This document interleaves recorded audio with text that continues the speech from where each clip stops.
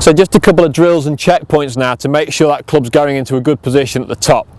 The first one I'd like you to use would just be to see whether your shoulders are doing the right job.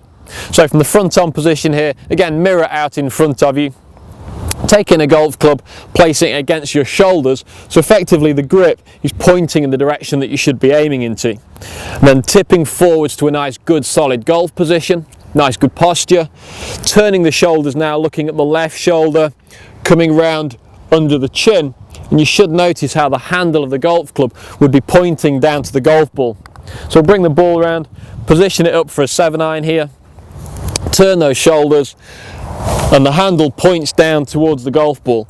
Now that tells me that I'm winding up to create a good, nice, solid 90-degree position. It also gives me a good opportunity, particularly if I'm looking into a mirror, to check what my legs are doing. I'd like to find that I can wind my shoulders without actually doing too much down here with my legs. If my rear knee breaks down and actually locks out that way, it pushes the hip away.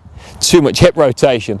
That in turn can often cause the left leg to kick in and the knee will dive down towards the golf ball, and that causes a real loss of power and a huge amount of instability and inconsistency through the next part of my swing. So if I'm turning back, I'd like to wind my shoulders without winding too much hip. If I get too much hip or knee into this, I break down into this position. It's a real struggle now to unload back to the golf ball. So winding those shoulders without any leg action, I can now start to feel where my body weight goes to.